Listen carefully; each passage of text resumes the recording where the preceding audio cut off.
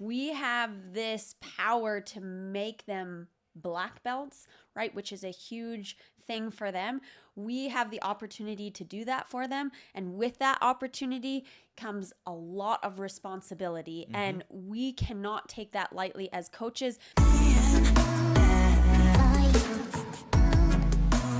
Hey, what's going on, everybody, and welcome back to another episode of Off the Mat. My name is Josh Dumoulin, and this is Nicole Stratichuk. And we did a episode. I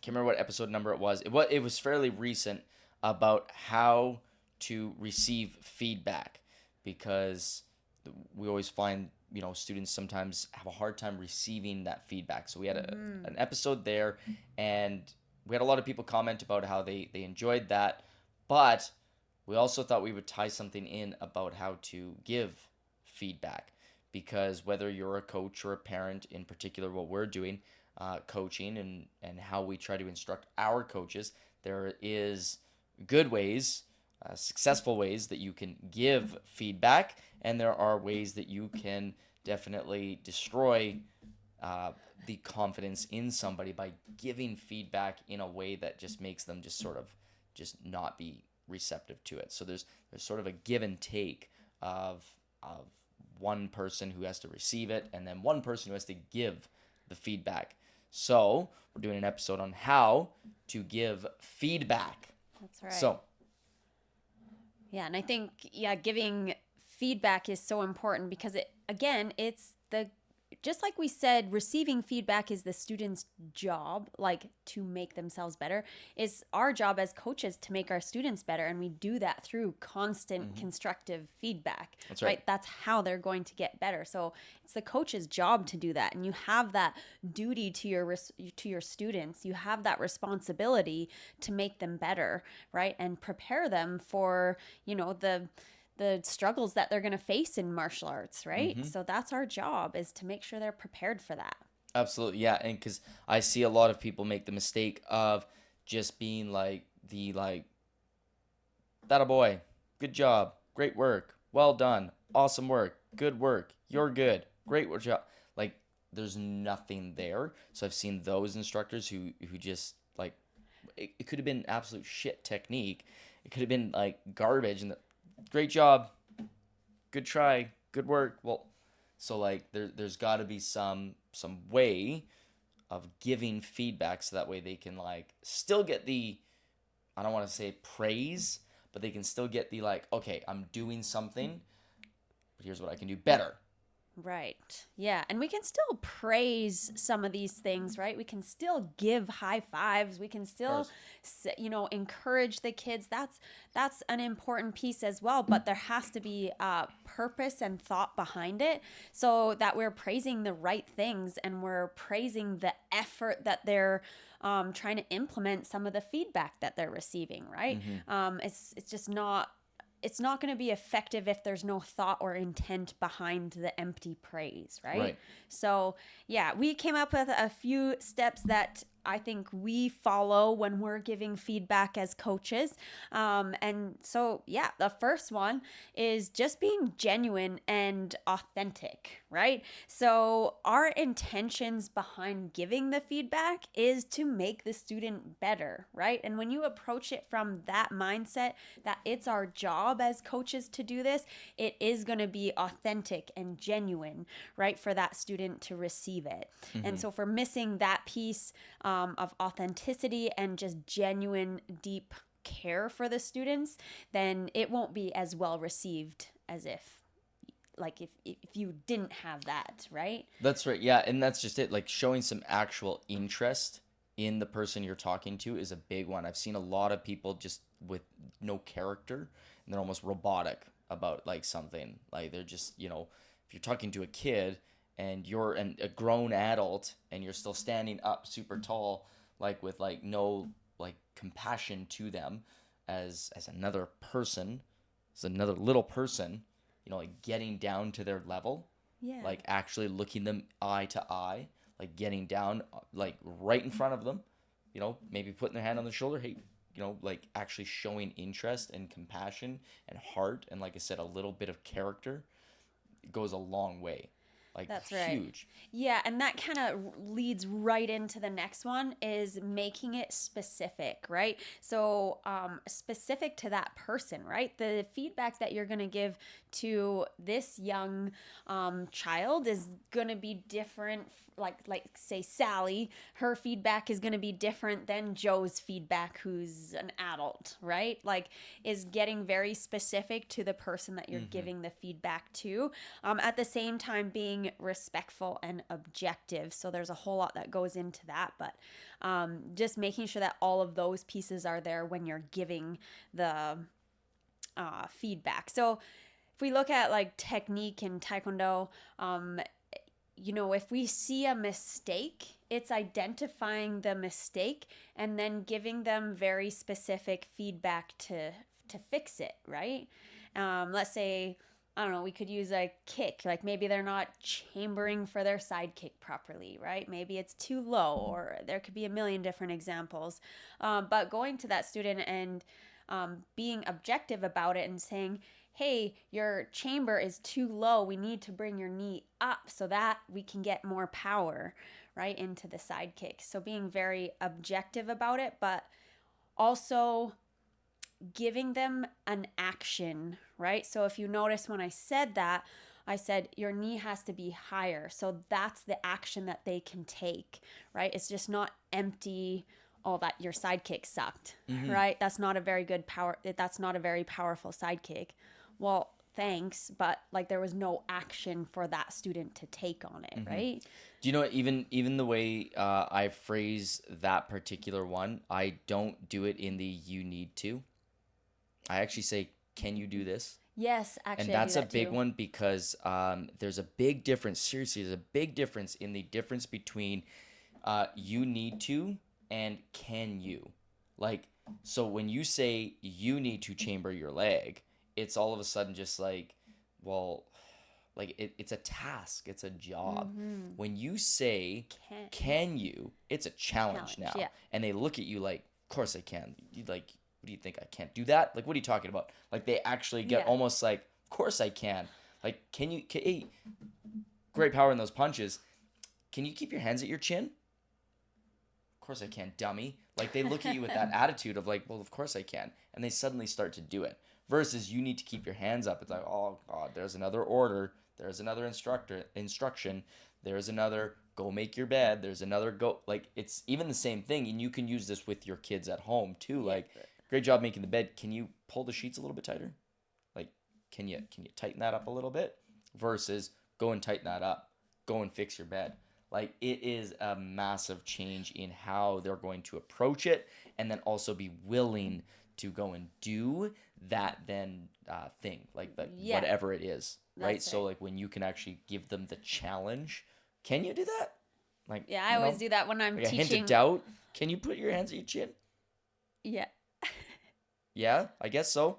Like Yeah, a lot when I notice when I'm teaching, I will explain the drill or explain the technique and demonstrate it and that stuff. And then at the end, I say, "Do you think you can do that?"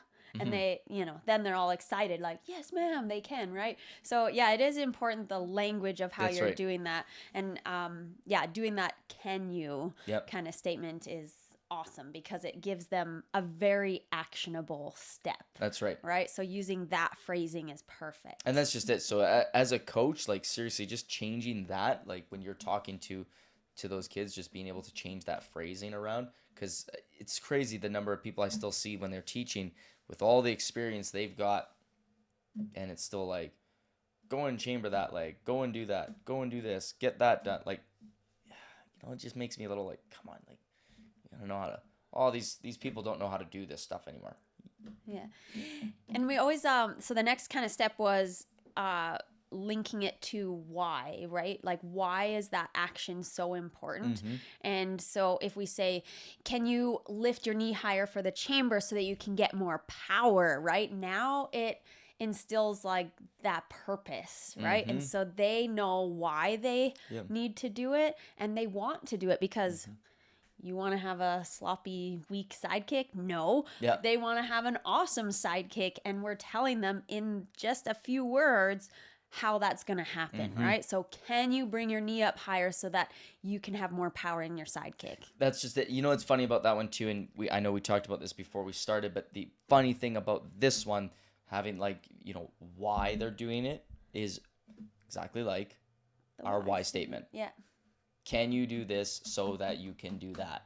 Like, can you chamber your legs so you can get more power? Like, you don't have to word it like exactly that way, but it's very much the same way. Can you do this, or you want to do this so that you can get this? Like the why statement, right? Like, to, so that. To, so that. And so same thing here. Can you chamber your leg? Like, would you like to get more power out of your kick? Of course I would. Can you chamber your leg a little bit more so you can get that power? Yeah, I can Right. do that. And so that's very technique based, but we can also do this for behavior, right? Because we Mm, are martial artists and we're trying to teach kids and adults a way to behave that helps them be successful and all of that stuff. So even in our classes, when we're asking the kids to be maybe focused, mm-hmm. right? Okay, can you stay absolutely still in the focused position so that you can understand the next drill like 100%, right?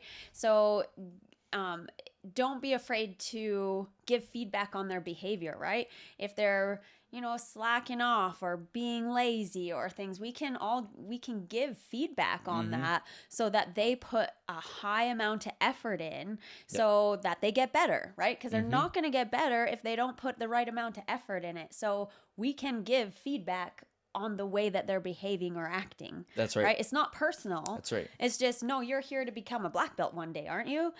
And this is how you can do it. And this is the behavior that it takes. And these are the expectations that it takes Mm-hmm. outside of all the technique stuff. I mean, I feel like giving the technique feedback is so easy, right? Because That's I mean, right. we're trained martial artists. We can pick that out so easy, and we get a little nervous to give feedback on behavior, right? Or Yeah. yeah. So Yeah. That's just it. Yeah. So it is like, but that's the thing is, nobody, um, just think of the thousands of phone calls we've had over the years, and I mean like from when I started teaching to today. Like, I mean, I've talked to countless number of parents, moms and dads, and never one of them that I can really think of have ever said, "Hey, I want my kid to like learn how to chamber on a sidekick. Like, right. can you teach him that?" Like 99.9% of the phone calls we get, it's like, yeah, we need more discipline, we need more focus, we need more structure, we need more like we need them to learn how to stand up for themselves. We need them how to be more confident. We get character phone calls. We never get skill phone calls. Right. We get the odd one, like, maybe because they've like come from another school, Or like you they know, want them to be able to protect protect themselves, themselves right? and getting So those things. But a lot of it's the character traits. So like, I mean, one thing that we developed over the years was, life skills, like life skills in our classes, right. and how we do certain talks in class, how we institute it in the classes, like as we're teaching in those lesson plans, because that's what 99% of the people are coming in to do, is they're actually learning how to get focused and disciplined and structured. So That's if right. we got to be able to do the feedback there too, Yeah. not just in those kicks. It's almost like the life skill is what they're getting, and the byproduct Is the Taekwondo. is the Taekwondo part. Yeah, that's right. And that goes for any martial arts. Seriously, if you're a martial arts instructor and you're not doing this already, like, you start really structuring heavy into like actual life skills, like Right. actionable things that kids are going to be able to do. We almost all do it a little bit. We have every style has their tenets and their creed and their oath and everything like that. But like, what are you actually doing to really put those lessons in those kids' lives? Things that they're actually taking outside.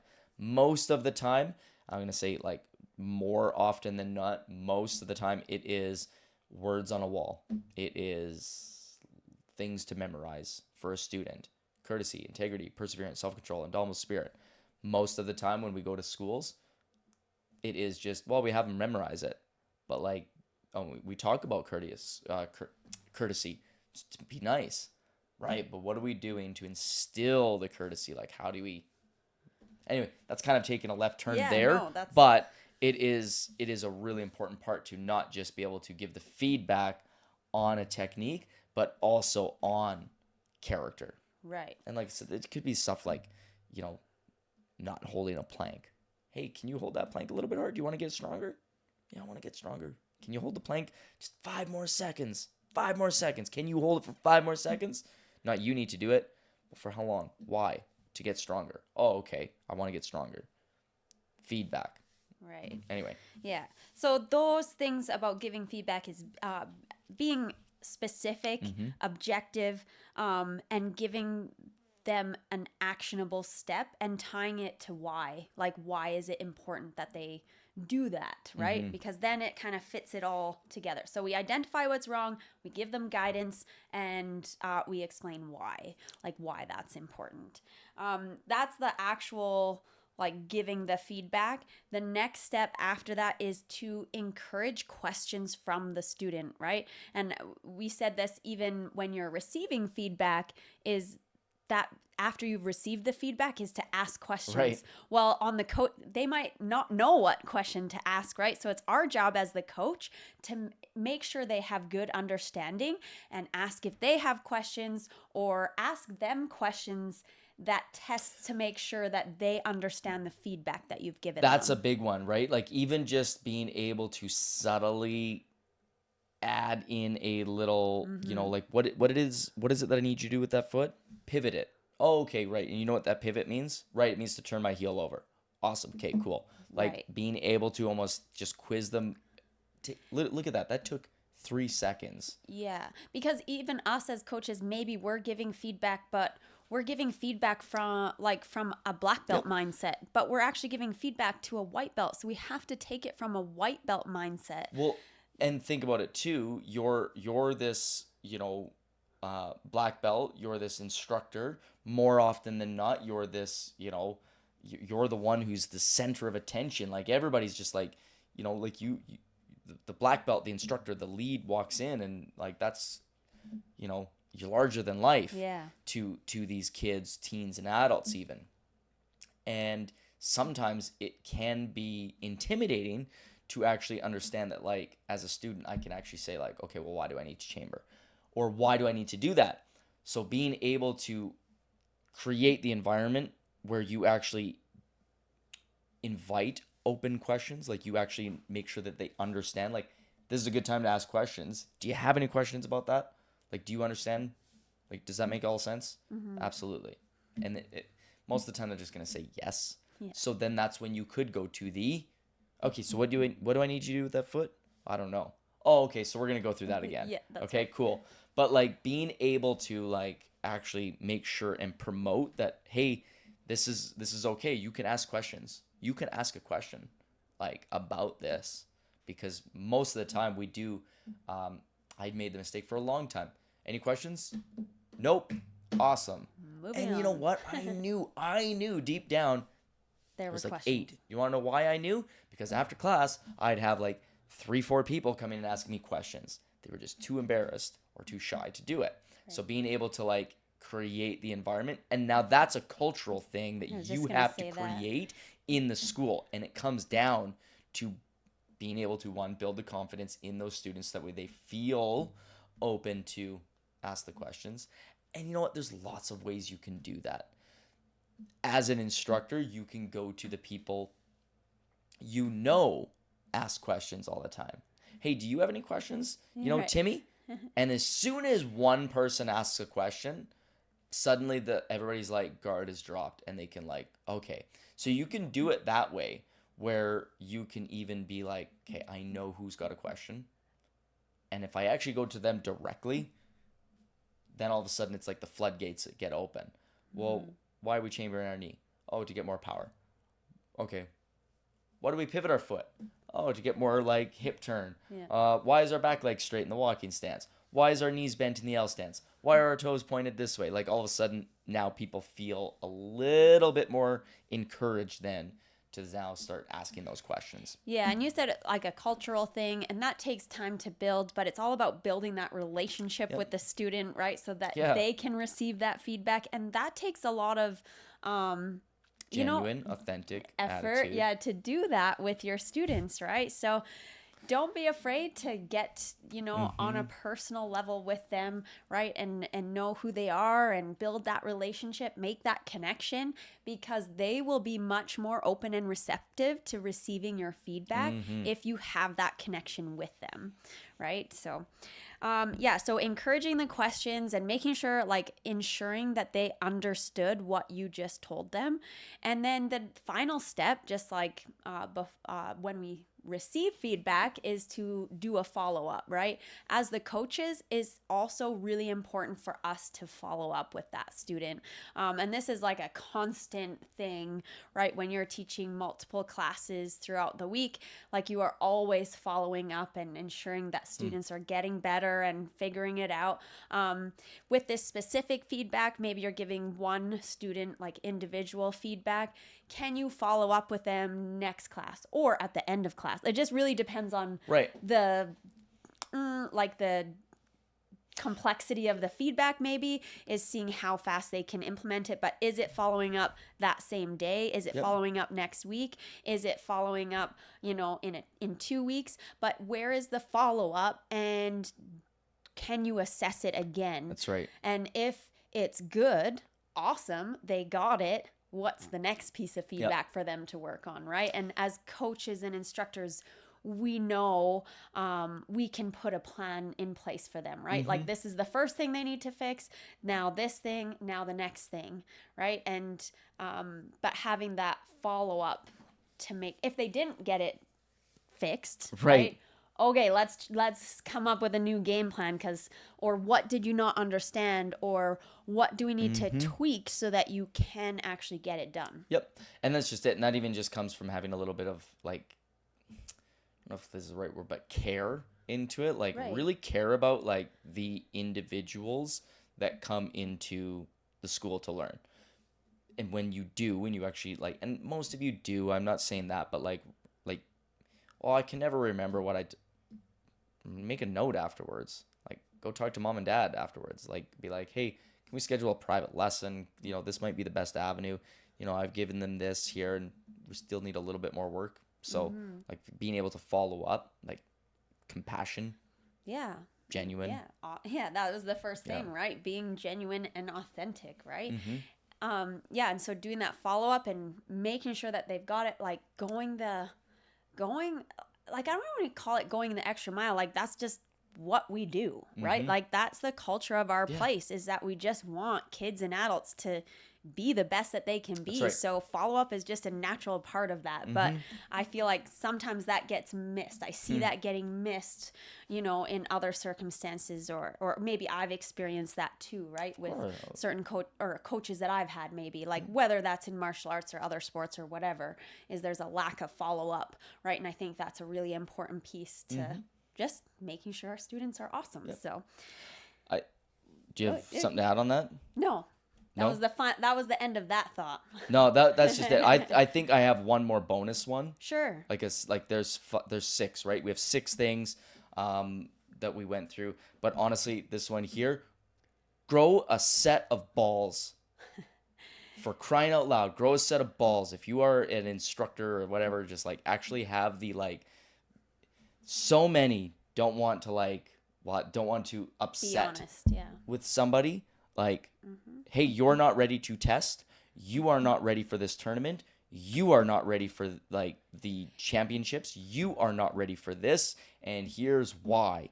You're not putting in the work here. You're not, making, the sacrifice here. You're not doing this. Like, grow a set. That's mine. right. Yeah. Is being, like, it's going back to basically being genuine, right? Like, you need to be really honest with your students, because, yes, I can understand like me getting feedback from a coach. Like I take things pretty personally all the time, even though like I've worked through how to do that. But kids and adults are gonna take things Yeah. personally. They're gonna be upset because we want to be successful. We want to achieve what we're trying to achieve, and when we're not, it's hard, Mm-hmm. right? It gets upsetting, and that's all part of it, right? Yeah. Is being able to overcome these temporary defeats. But that's our job as coaches and instructors, is to Right. do that for our Yeah. students. And if we're not doing it, if we're not giving them the honest feedback, we are instilling this complete false confidence in themselves. Absolutely. And Oh, that is not the goal of martial arts. Martial arts is, we are going to make, strong, confident kids and adults. And if we can't give them the feedback, like we are doing a yep. disservice to them, and we are not setting them up for That's success. right. Absolutely. Like Because they're going to go to absolutely that not. tournament, they're going to go to that event, and they're going to, Get their butt kicked, and they're going to, well, what? Like maybe yeah. I wasn't ready for this competition. Maybe I wasn't ready for Yeah. this belt test. And that me as a coach, I would not want to send a student into belt test, into competition, into a Mm-hmm. scenario where they are not ready to Yeah. be there because I haven't done my job as a coach to set them up for That's success. right. Yep. And we've had to do it in the past too, where we've had to hold people back from a belt grad. Oh, and we Like, get in, we, you know, and it's hard. It really is. But it's necessary for the growth, the long term growth of the individual sometimes. right. And it's hard. It's not easy. It sucks. Again, that's our job as Yeah. coaches, to help our students through that Yeah. little process there. And even though sometimes when we have to give feedback like that, like you're not ready to test, you can't test, you didn't pass, Mm-hmm. you're not ready for Yep. this tournament, that sometimes it's hard on the student. Don't get me wrong, I know that is hard to take. That's our job as coaches, to help work them through that. But then we have, parents of kids that are also upset and disappointed in that. And we will deal with that too, because we know it's for the betterment of Yep. the student, And that's right? hard to hear, like I said, especially when we're talking about, like, maybe stuff like a world championships, like, you're not ready for Sure. this. What do you mean? I've been training for this long. I've earned my place. I got my medal. I Got, did. yeah, I got my gold medal at nationals, right? I Right. should get to go. Yeah. And it's hard to do, but like sometimes you got to grow a set and you got to be like, okay, no, you're not ready. You're not ready. You're going to get hurt. Mm-hmm. And like whether it's, emotionally or physically, something's going to, it is not going to go your way. Right. And being able to, like I said, I think that really comes down to caring, Mm-hmm. like, but if you're too afraid to speak your mind on that, no, boy, oh boy, I don't know. That's Yeah. I don't know if you should be doing what you do. You are a coach, and you have, with great power comes great responsibility. I always think about that from Spider-Man, right? Like, we are able to give kids and adults such an opportunity to learn, to be successful, to earn a black belt. But with that, we have a huge responsibility, right? Like, we have this power to make them black belts, right? Which is a huge thing for them. We have the opportunity to do that for them. And with that opportunity comes a lot of responsibility. Mm-hmm. And we cannot take that lightly as coaches, because if we are going to, coach someone to become a black belt, well, when they get that black belt, they better be a freaking black belt, like a black belt that can kick and punch effectively, or, act like a black belt, have those traits and character traits that we have taught them along the way, right? That's our job our job and responsibility as coaches, to make sure that we get the students there. And we're going to do that from giving them honest and sometimes hard to take Yep. feedback. And that's the hard work that's involved in it. That's the difficult stuff, but it's definitely one that you should be willing to do if you're gonna put yourself in a position of being an instructor, being a coach, being an authority, is actually sometimes saying the things that nobody else wants to say. Right. And yeah, that's like, we have friends and allies, right? Like, students, they look to us as their instructors, as their coaches. We're not their friends. No. We are their allies, though, and we are going to Yep. push them. And that's why we give them feedback to get them better, right? That's right. And that's our job. Yep, absolutely. Well, there you have it, guys. This one, again, as a parent, as a coach, whatever, however you're listening to this episode, we hope that you found some value out of it.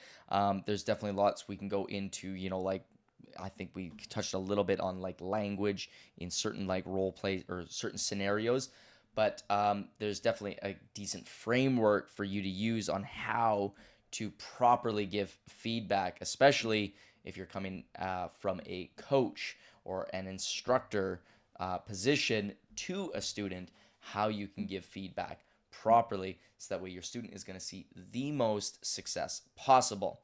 We hope you guys enjoyed this episode. If you did, please consider subscribing to YouTube or leaving us a review on any one of the audio platforms, whichever one you might be listening to. And if you found any value out of this episode, please feel free to share it with anybody who might need to hear it, so that way they then can become a better version of themselves. Thank you guys so much for listening to Off the Mat. My name is Josh Dumoulin, and this is Nicole Stratichuk. And we will talk to you or see you next time.